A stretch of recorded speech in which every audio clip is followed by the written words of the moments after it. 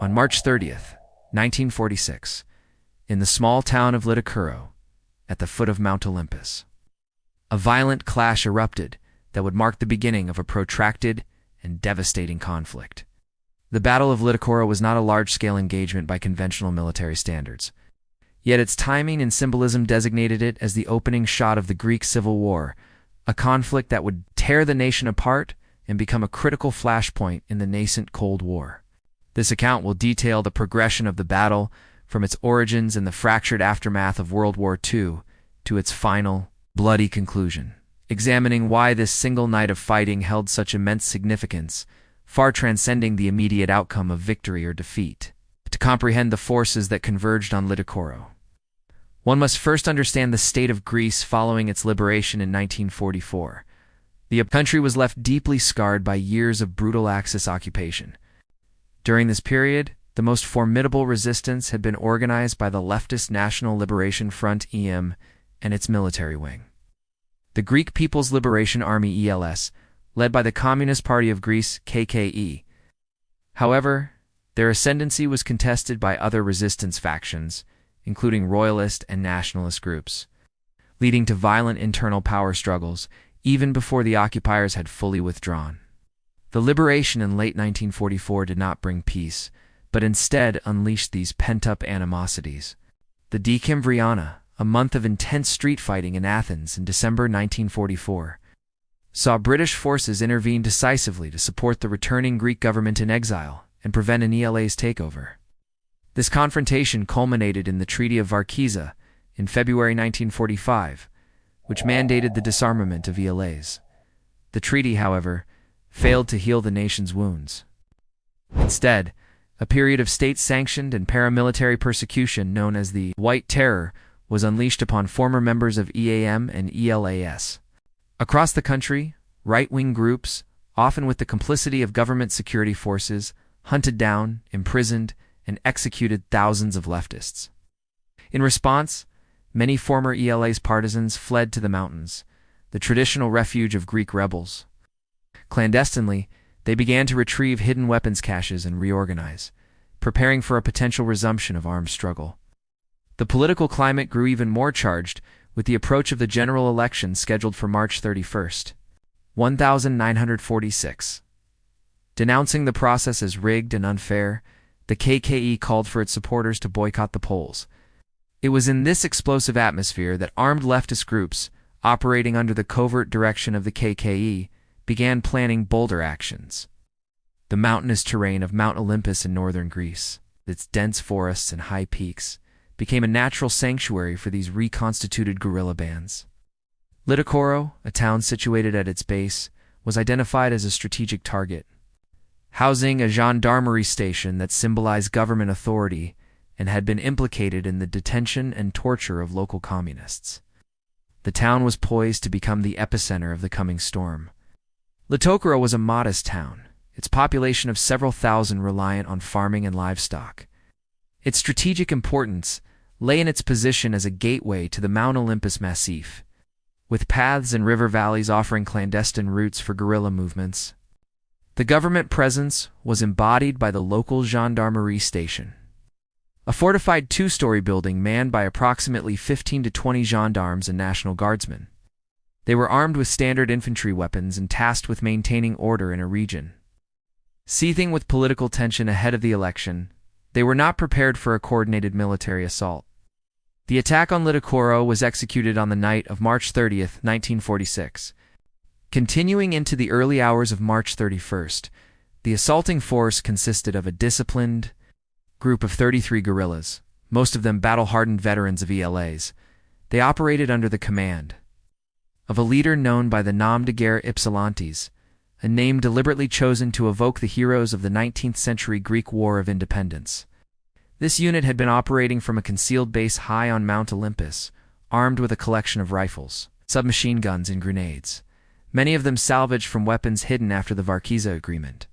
The preparations for the raid were meticulous. For days, the guerrillas gathered intelligence from sympathetic local contacts, mapping out the gendarmerie station's defenses and routines. Their objectives were manifold: to destroy the government outpost, seize its arsenal of weapons and ammunition, liberate any prisoners held within, and deliver a powerful message of retaliation against the ongoing state repression. The raid was timed to coincide with the eve of the election, a symbolic act of defiance against the legitimacy of the vote. Late on the evening of March 30th, under the cover of darkness, the guerrilla unit descended from the mountain. Moving in small, silent fire teams, they navigated the familiar forest trails and stream beds. Reaching the outskirts of Litochoro, undetected, by then, the town was asleep, its streets empty and silent. The gendarmerie garrison wholly unaware of the force gathering in the shadows. The first phase of the battle commenced around midnight with a sudden and overwhelming assault on the gendarmerie station. The guerrillas swiftly established a perimeter, with one team moving to storm the main entrance while others cut off any potential escape routes. The night's silence was shattered by the detonation of grenades, which were used to breach the building's defenses and sow confusion among the garrison. The gendarmes inside, caught completely by surprise, scrambled to their posts, returning fire from the windows and the roof, but they were outmaneuvered and besieged, their defense reactive and disjointed in the face of a well-coordinated attack. For the next 4 to 5 hours, a brutal firefight raged in the center of the town. The battle became a deadly contest of close-quarters combat. The guerrillas applied classic insurgency tactics, using the narrow streets and surrounding structures for cover as they pressed their assault. They hurled grenades through windows and raked the building with concentrated fire, systematically neutralizing defensive positions. The besieged gendarmes fought back tenaciously, but they were isolated, their ammunition supplies dwindling with every exchange of fire. The sounds of sustained gunfire and explosions echoed through Litochoro, terrorizing the civilian population, but no external aid was forthcoming. The attack was too swift, and the hour too late for reinforcements from neighboring garrisons to be summoned and deployed in time. By approximately 3 a.m. on March 31st, the guerrillas' relentless pressure broke the last vestiges of resistance. Having breached the main defenses, they stormed the station, overwhelming the remaining defenders in a final violent confrontation. The outcome was decisive. 9 gendarmes and 2 National Guardsmen lay dead inside the ravaged building. The guerrillas suffered no reported fatalities, a testament to the element of surprise and the precision of their attack. They methodically stripped the station of all weapons, ammunition, and official documents.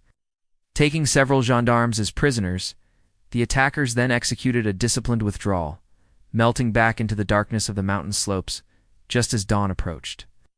The captured men were reportedly released unharmed later that morning, their purpose served. By the time the sun rose on March 31st, the day of the election, news of the devastating raid on Litochoro had begun to spread, sending a shockwave across Greece. The military significance of the Battle of Litochoro lay in its demonstration of sophisticated guerrilla warfare. Small, highly motivated force, leveraging superior intelligence, terrain, and the element of surprise, had annihilated a static government position. The attack signaled a tactical evolution from scattered acts of resistance to coordinated offensive military operations. The successful seizure of arms and ammunition provided a material boost to the burgeoning insurgent movement, equipping it for future, larger-scale engagements. It proved that the leftist partisans were not a spent force, but were reorganizing into a credible military threat. Politically, the Litochoro raid is almost universally recognized as the event that triggered the main phase of the Greek Civil War. From 1946 to 1949, before this, the conflict had been a low-intensity struggle of persecution and sporadic resistance. Afterward, it escalated into open warfare. The attack galvanized leftist armed groups across Greece, which would formally coalesce into the Democratic Army of Greece (DSE) later that year. It presented the KKE leadership with a stark reality. Armed struggle appeared to be the only viable path forward. Scholarly debate continues as to whether the raid was a spontaneous act by local commanders or a calculated move approved by the Central Party leadership. Regardless of its origin, its effect was to make the Civil War irreversible. Internationally, the battle resonated far beyond the borders of Greece. It occurred as the contours of the Cold War were taking shape, and Greece was rapidly becoming a front line. The conflict was seen in Washington and London as a clear case of communist expansionism. Backed by the Soviet Union, the Litochoro attack and the subsequent escalation of the Civil War were instrumental in shaping the Truman Doctrine in 1947, which committed the United States to providing massive military and economic aid to the Greek government to support free peoples who are resisting attempted subjugation. The Greek Civil War thus transformed from an internal affair into the first major proxy war of the Cold War, a battleground where the strategic interests of the world's emerging superpowers collided. The ensuing 3 years of civil war would inflict unimaginable suffering upon Greece, resulting in tens of thousands of deaths, the displacement of hundreds of thousands of people, and the complete ruin of the national economy. The ultimate victory of the government forces, backed by American and British support, left a legacy of deep political and social division that would haunt the country for decades. The Battle of Litochoro, a single night of ferocious fighting in a small mountain town, stands as a grim reminder that the most devastating wars can be ignited by a single spark. Its importance lies not in who won or lost, but in understanding the potent combination of ideological schism, political desperation, and geopolitical maneuvering that set a nation on a path to self-destruction.